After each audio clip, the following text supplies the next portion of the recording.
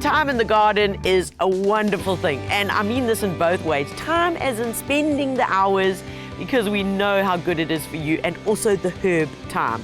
It's one of those no-nonsense plants that you can put into a garden, whether you've got one pot, whether you've got a hanging basket, or whether you've got a huge space that you can turn into a veggie and herb garden. In fact, they're also so beautiful, like this little guy here. Look at this. It's got a bit of golden in it, that they form great plants in a perennial border. Plant them in and amongst your other flowers. Times come in many different forms, and guys, you get these low growing, like this little guy over here, look at him, nice and flat and low, great ground cover. The golden one, which I've already touched on, and look at that baby in the front there. Look at him, beautiful, golden pops of color, lovely in a low bowl, and you can imagine that on the edge of a rockery or in amongst some tougher perennials. So what do we need to know to make this guy grow and be happy? It needs loads of sun, a well-drained soil. So if you're using a potting soil mix, if you can get your hands on a herb soil mix, even better. If you're using ordinary potting soil, add a bit of river sand to it or a bit of perlite, because that helps with the drainage. And not too much water. Folks, that's why they turn brown and fall over, is because we've given them too much water. They're Mediterranean herb. They enjoy the dryness. They grow in the Mediterranean on the rocky slopes in shale, where we wouldn't even think that a plant could cope. So that's the recipe. Keep it simple and they will reward you endlessly.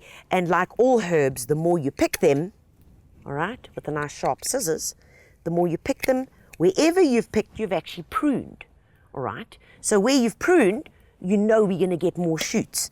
Never decimate the entire plant at once. So what I do suggest is that you have more than one plant. Got to have that. So we let this guy recover and then we can go back to it in a little while. So for what I'm going to be using today, I need about a handful.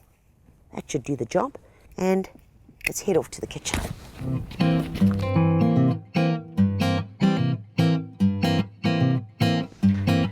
All right, guys, so we're going to be making a thyme soup, but of course with any soup, you've got to have bread. So we're doing the cheat way to bread, and follow this and you'll be the hero. First of all, we've got some bought dough. Yeah, I'm not doing that whole thing, making the dough. So you know what, if you can find a way around things, then you do it, because you can. What you want is some wax wrap paper. All right, and we folded it like that, like that, like that, okay, to make it round. All right, cut it over there, nice and easy. And we've got some terracotta pots. Yep, they're garden pots. They've just had a good wash, okay?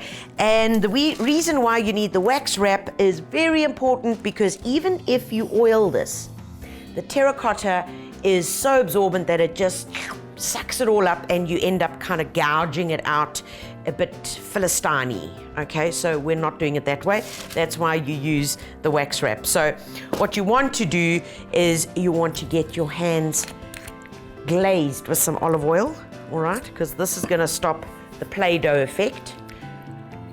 And you're gonna take a chunk of your dough, nice and easy, and you're gonna pop that on top of your wax-proof paper. And then you just take this baby and you just feed it in. Nice and easy. And then we take these two little babies and we just put it aside and let them rise. And that's gonna take 15 to 20 minutes. In the meantime, you put your oven on to 200 degrees, okay? Nice and hot. Right, while that is waiting, and before we put these guys on, I wanna start with the soup, so come along with me. We've got a pan on the go here, and I've chopped up, this is 3 medium onions, all right? And all we're gonna do is pop a bit of butter in here and get that heated up, and then throw the onions in and let's get them sauteed.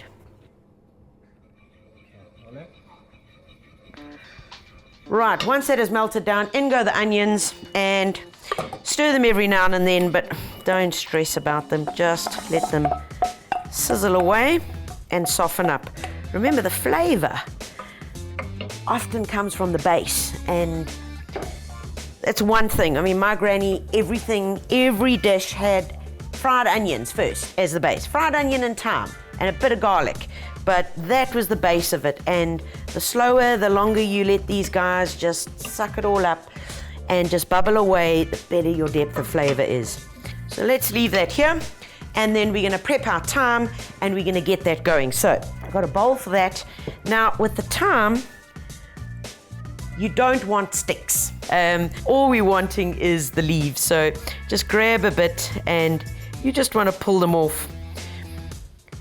And that's how you're gonna prep it, nice and easy. And just get all these little leaves into here. Alrighty, there we go, folks. There's our bowl of thyme. And while the onions are busy sauteing, what we're going to do is we're going to chop up the chorizo sausage. Now, we've got about half a sausage here. The rest, of course, you will eat. And all we're going to do is chop this up into really nice chunky bits. And that we're going to throw in with the onion. And that's just going to cook down a little bit and get a bit of crispness to it.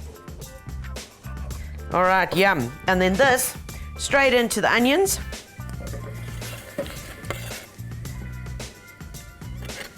And just give it a good stir.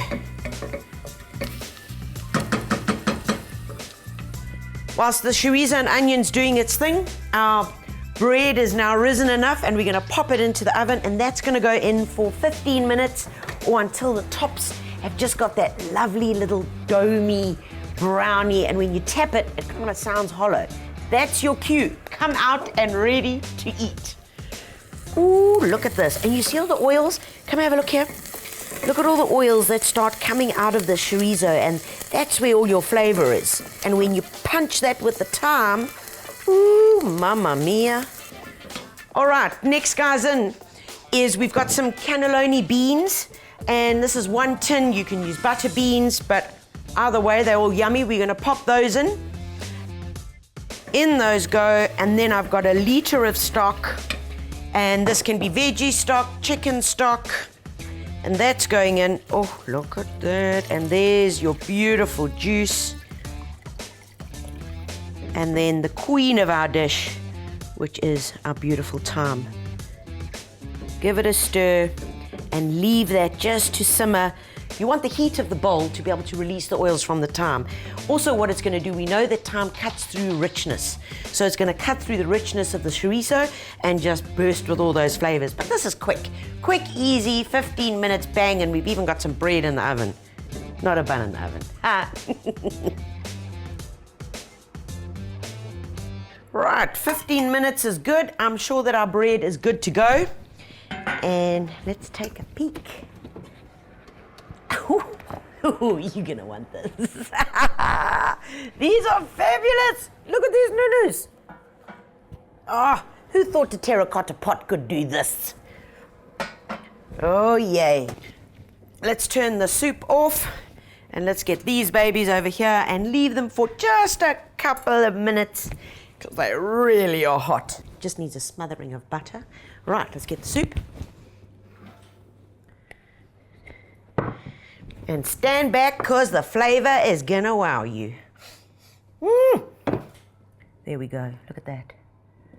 Look at that. And you can just smell the thyme. Guys, it's yummy, yummy, yummy. So, in it goes. And you can see the beans also work as a thickening agent, okay? So you can mush them up a bit if you want to, but otherwise, like so, is just divine. And there we go. So you've got way enough salt in the chorizo, so all you need to do is add a bit of pepper, grind it in, and that's just according to your taste.